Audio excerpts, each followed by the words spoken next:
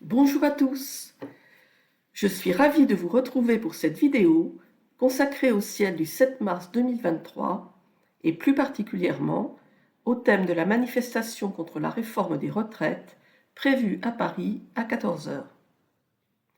Le hasard, si tant est que le hasard existe, a guidé ma curiosité vers cet événement.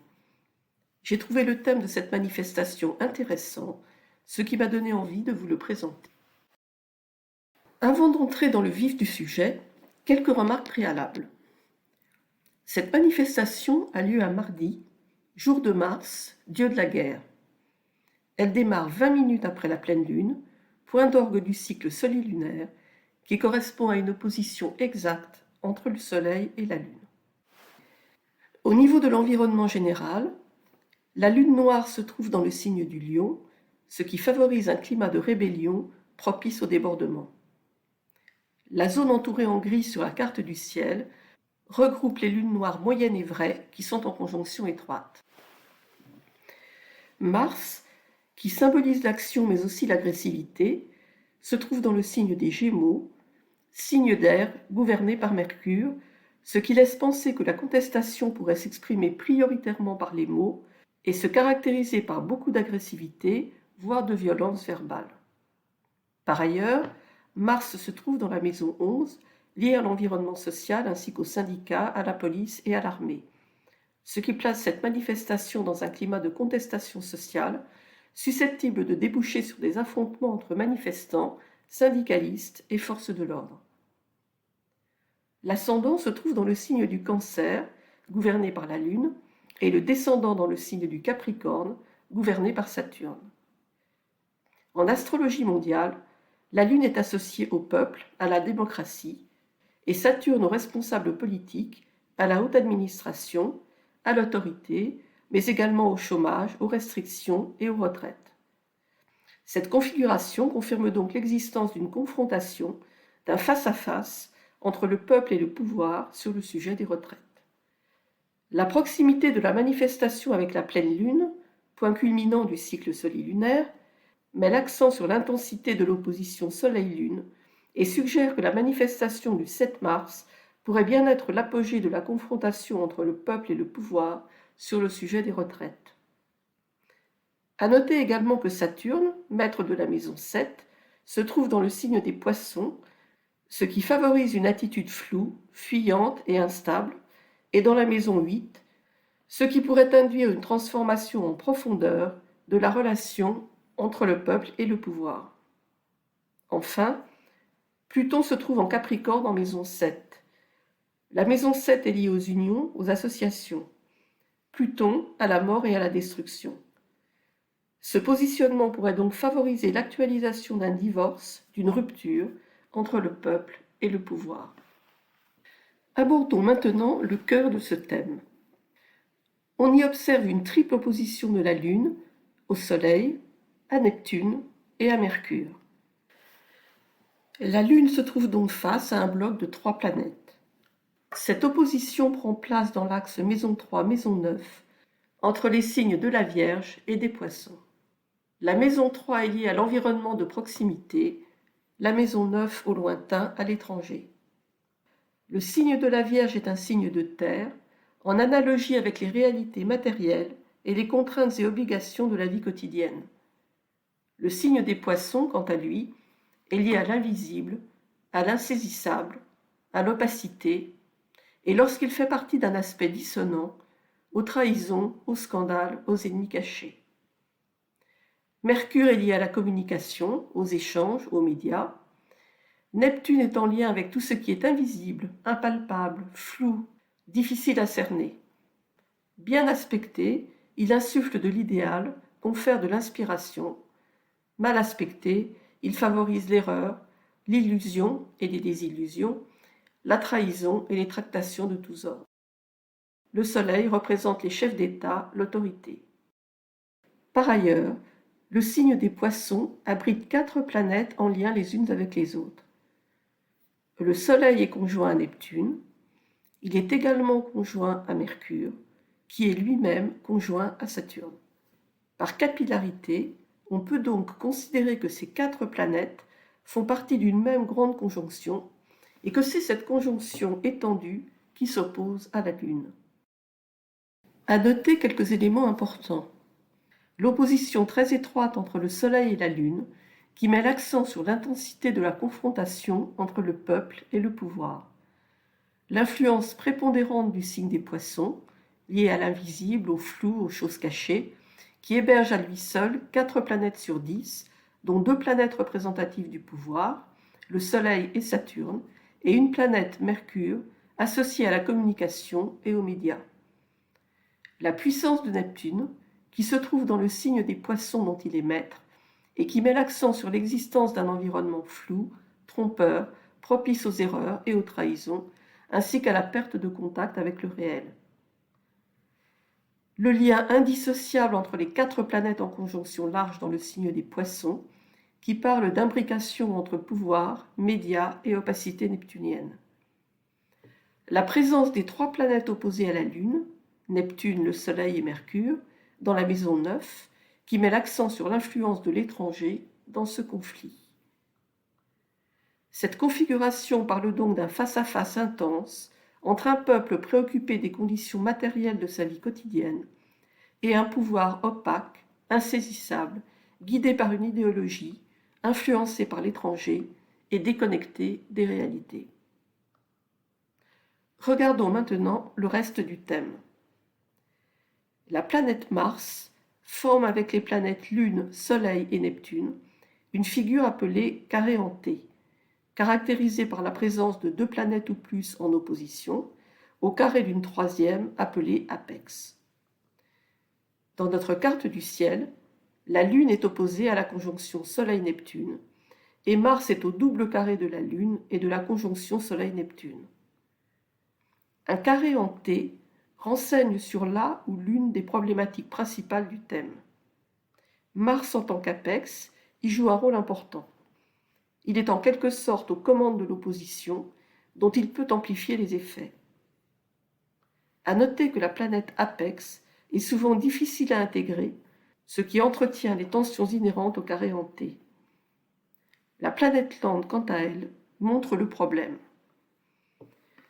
Dans la carte du ciel que nous étudions, la nature du problème est illustrée par les aspects négatifs de Neptune, associés à tout ce qui est flou, nébuleux, caché, aux trahisons, aux tromperies.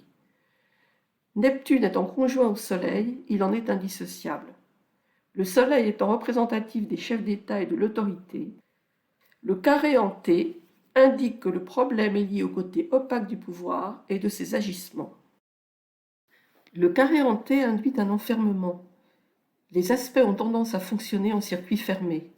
En quelque sorte, l'énergie tourne en rond dans le triangle formé par l'opposition et les 2 carrés. Par ailleurs, comme je l'ai évoqué au début de cette analyse, Mars en Gémeaux en maison 11 parle de confrontation sociale s'exprimant par la parole et l'expression d'idées ou d'opinions.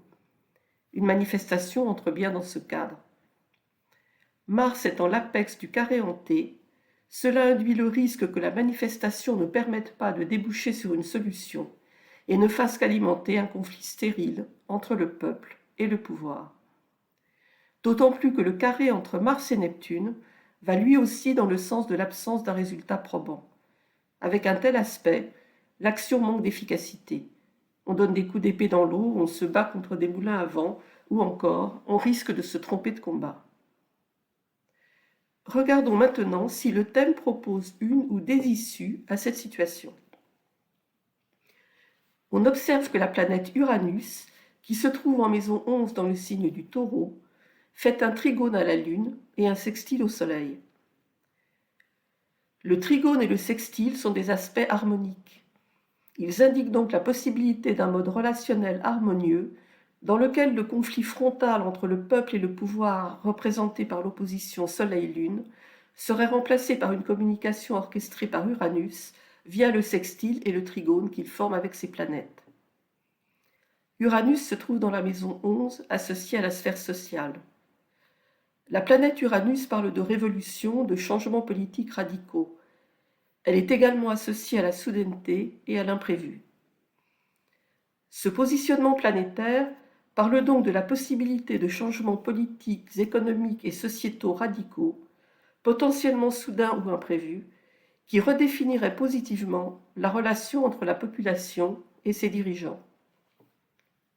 Par ailleurs, nous avons vu que Mars, en tant que planète apex, joue un rôle important. Or, en dehors de ses liens avec les autres planètes du carré hanté, il fait également un sextile avec la planète Vénus. Le sextile est un aspect harmonique qui favorise la collaboration entre les deux planètes qu'il relie. Ce sextile entre Mars et Vénus pourrait ouvrir la voie à un autre mode d'action permettant de sortir de l'impasse du carré hanté. De son côté, Vénus est également conjointe à Chiron et à Jupiter.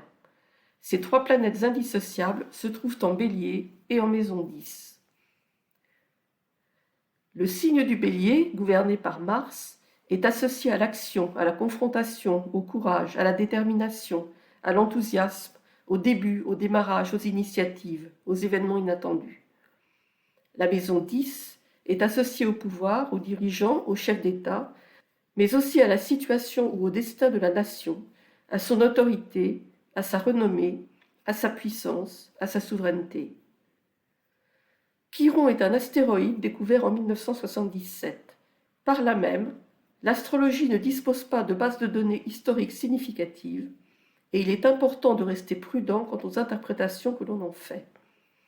Néanmoins, il m'a paru intéressant d'en parler, car dans l'état actuel des interprétations retenues, ces positions en signe et en maison m'ont semblé très parlantes au regard de la situation actuelle.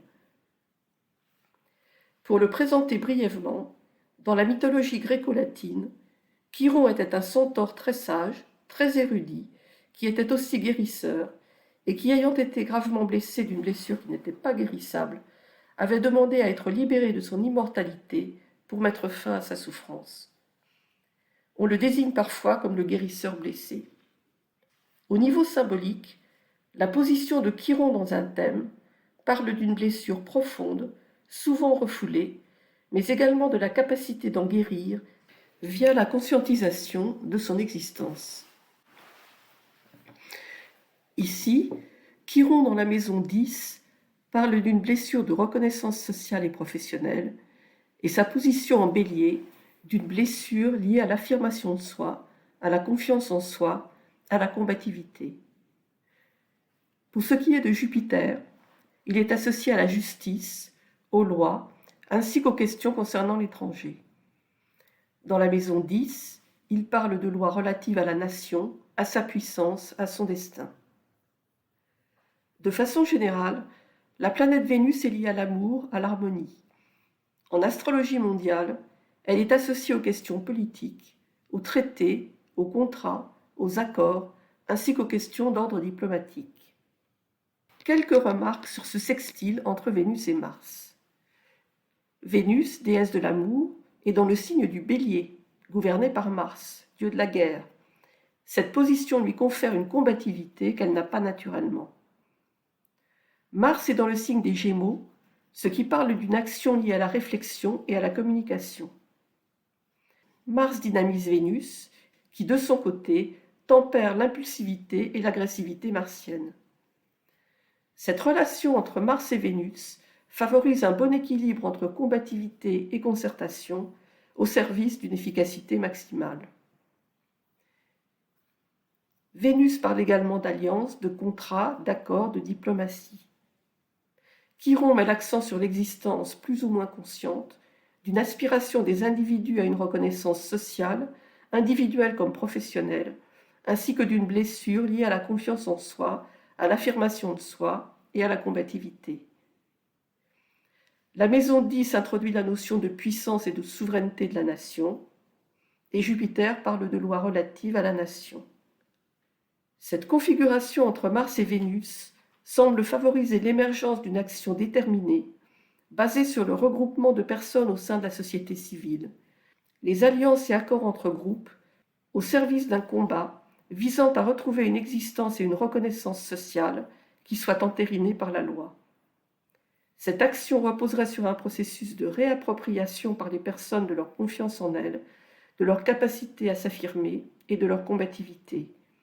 Elle pourrait également être associée à la puissance et à la souveraineté de la nation. Enfin, il existe un semi-sextile entre Vénus et Uranus qui indique que les actions menées dans le cadre du sextile entre Mars et Vénus pourraient permettre la résolution positive du conflit. Le semi-sextile est un aspect harmonique, ce qui signifie que Vénus et Uranus œuvrent de concert. Par ailleurs, nous avons vu précédemment que la planète Uranus permettait de sortir de la confrontation actuelle entre le peuple et le pouvoir par l'intermédiaire d'un changement sociétal radical. Pour mémoire, Uranus dans le signe du Taureau en maison 11 est sextile au Soleil et trigone à la Lune. La planète Uranus parle de révolution, de changements politiques radicaux. Elle est également associée à la soudaineté et à l'imprévu. Le signe du Taureau, quant à lui, met l'accent sur les questions économiques, sur la nature, l'agriculture, la propriété foncière. Il est également associé aux efforts, au travail, aux espoirs, à l'élaboration, à la construction, à la stabilité. La maison 11 est associée à l'environnement social, aux entités sociales, ainsi qu'aux pays alliés et aux relations internationales. Ce positionnement planétaire parle donc de changements politiques et économiques radicaux, potentiellement soudains ou imprévus, menant à une stabilité. Le trigone que fait Uranus avec la Lune indique que ce nouvel environnement est à même de répondre aux attentes matérielles de la population. Concernant le sextile d'Uranus au Soleil, le Soleil étant conjoint à Neptune, ces deux planètes sont indissociables. Le sextile étant un aspect harmonique, ce sont cette fois-ci les côtés positifs de Neptune qui vont s'exprimer. Neptune devient associé à l'idéal collectif. Le sextile entre Uranus et la conjonction Soleil-Neptune parle alors de l'existence d'un pouvoir au service de l'intérêt général. En résumé, cette carte du ciel dont l'élément dominant est l'opposition Soleil-Lune associée au conflit entre le peuple et le pouvoir, laisse penser qu'en dépit du caractère anxiogène et explosif du climat social d'aujourd'hui, des solutions existent, indique la possibilité d'un changement radical de la société à même de répondre aux aspirations de la population, met en avant le rôle et l'influence de l'étranger dans la situation actuelle et possiblement dans son évolution potentielle, souligne l'importance de cette manifestation qui pourrait bien être un point de bascule dans l'évolution de la situation. Elle pourrait actualiser la rupture entre le peuple et le pouvoir en place et conduire à une transformation en profondeur de leurs relations. Elle pourrait aussi être le point de départ d'une prise de conscience par la population que le combat à mener pourrait se situer à un autre niveau, lié à la dignité humaine et à la souveraineté de la nation. Met l'accent sur le rôle prépondérant de Mars, qui, à travers l'action, offre la possibilité d'une voie alternative, permettant de sortir du blocage et d'œuvrer à la mise en place d'un environnement compatible avec les aspirations de la population. Suggère que la résolution de la problématique actuelle ne passe pas par des actions de contestation autour de mesures gouvernementales, mais repose sur une action citoyenne dans laquelle les individus reprennent confiance en eux, se réapproprient leur puissance et la mettent au service d'une restauration de la souveraineté et du pouvoir de la nation, à même de leur garantir les conditions de vie auxquelles ils aspirent. Laisse entendre que les actions menées pour sortir de la crise s'appuieraient probablement sur des regroupements, des alliances et des accords. Et précise enfin que les résultats générés par ces actions pourraient être transcrits dans la loi. À noter que si la carte du ciel décrit le climat du jour, elle ne fait que présenter des issues possibles. Ce sont les décisions et les actions de chacune des personnes impliquées dans la situation qui construisent le futur. Voilà, j'en ai terminé avec la carte du ciel de la manifestation du 7 mars 2023 à 14h à Paris. J'espère que ce regard astrologique sur l'événement vous a été utile et que les informations qui s'y trouvent vous permettront de vous familiariser avec l'astrologie et de l'utiliser concrètement. Je serais ravie d'avoir votre retour sur cette vidéo. Vos commentaires, vos suggestions et vos questions sont les bienvenus. Ils me permettent de mieux répondre à vos besoins et à vos attentes. Si vous avez apprécié ce contenu, pensez à laisser un like et à vous abonner. Je publie régulièrement des vidéos sur cette chaîne. En vous abonnant, vous serez sûr de rester informé de mes futures publications et cela permettra à d'autres personnes de découvrir ma chaîne. Si vous souhaitez en savoir plus sur mes activités, vous pouvez me contacter par téléphone ou par email. Vous pouvez également consulter mon site l'astrologieetnous.com. En attendant de vous retrouver, je vous souhaite une excellente journée et je vous dis à très bientôt.